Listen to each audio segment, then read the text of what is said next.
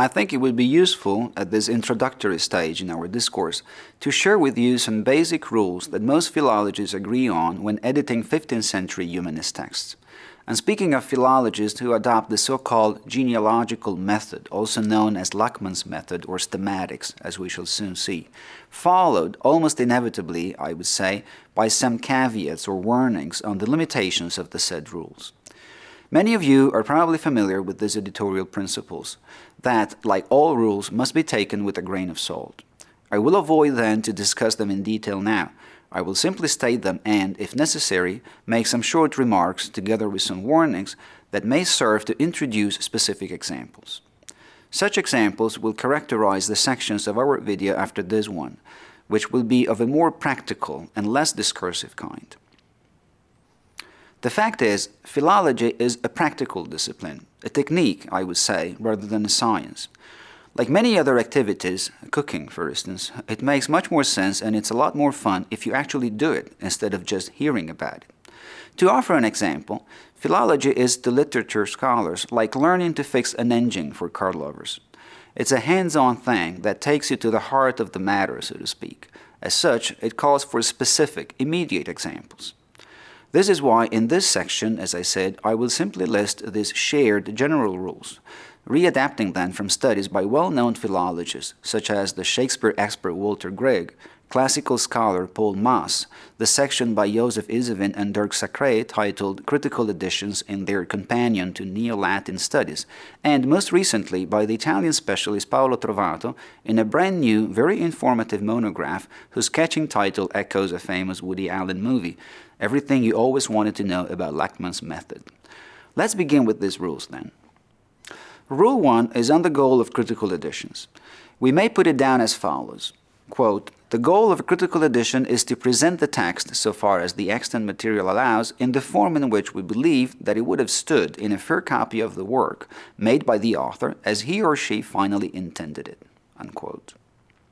To expand a bit on this rule, we may add that when there is more than one redaction of a given work, the philologist must determine which version represents the author's final intention. Also, great attention should be given not to correct those mistakes for which the author himself or herself, not the scribes, could be deemed responsible. Mistakes by the author must be retained in the edition, although duly discussed, even at length if need be, in the introduction, and then briefly signaled in the critical apparatus. Don't worry about the apparatus now, we'll come to it in a moment. A golden sub-rule in this respect could be that editors must always avoid allowing the readers to believe that nothing is wrong when the text is actually unacceptable as it stands.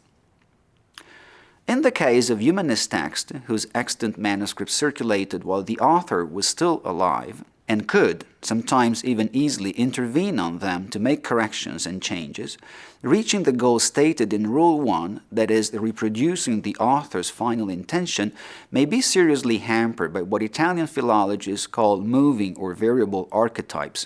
More common formulas for this phenomenon are criticism of variants and author philology. We shall talk about this in the penultimate section of the video and provide some examples. On to Rule 2 now.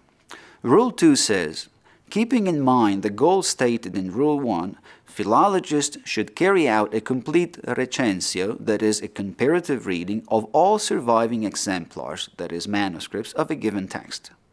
As the basis of their own edition, they should select the most authoritative early print of that text, if any. This means the print that, upon critical consideration, seems to depart the least from the author's manuscript in wording, spelling, and punctuation.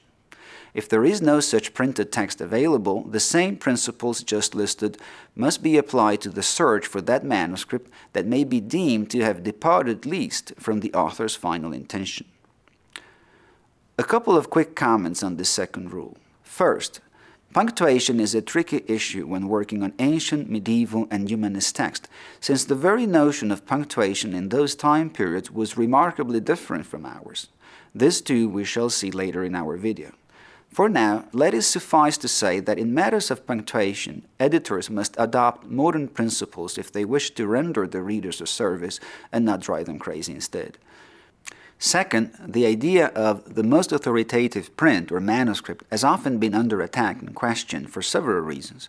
For one thing, in the case of humanist and Renaissance texts, that is, manuscripts, incunabula, meaning 15th century printed editions, and what Italians call cinquecentine, namely 16th century editions, the author's possibility to change the text whenever he or she came across copies of his or her work, or even when the work itself was under the printing press, may pose some serious problems. Again, more on this later when we discuss authorial variants. For now, let's move on to Rule 3. Rule 3 reads as follows. By means of a complete recensio, that is, the identification and careful comparison of all extant manuscripts, editors must determine these witnesses' relationships with one another, their characteristics, their origins, and, if possible, their location on the stemma codicum. Rule 3 has to do with what some scholars refer to as stemmatics, or the Lachmann method.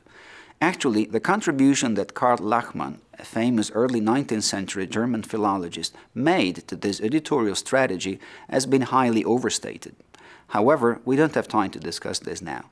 Besides, several studies have shed light on the true origin of this method, above all those of two Italian scholars, Sebastiano Timpanaro and Giovanni Fiesoli. For the time being, what really matters is that the end result of this philological practice is, whenever possible, the making of a stemma codicum, hence the word stemmatics, that is, the reconstruction of the relationships between the extant witnesses by means of their peculiar readings and/or mistakes.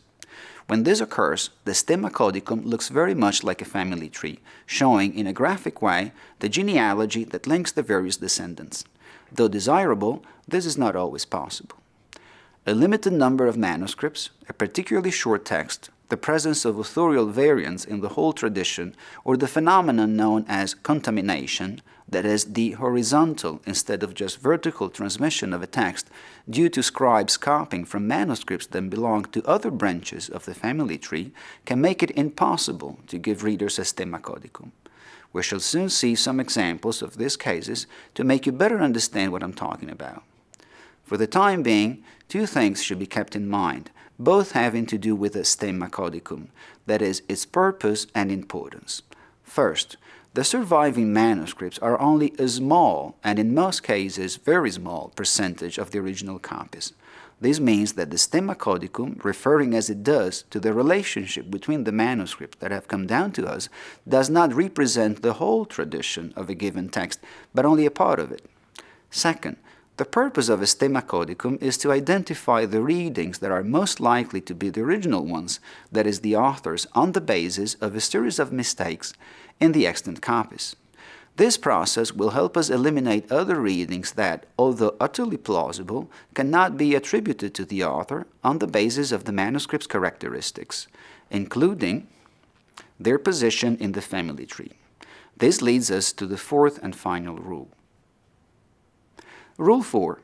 Should variance exist between the witnesses, editors must be guided in their choice of what to publish, not by what they consider best, which can be a strictly personal criterion or a notion subject to considerable changes due to time and culture, but by a careful scrutiny of the nature, both stylistic and linguistic, of these variants, their frequency, that is, how many witnesses report them, and by their location on the stemma codicum.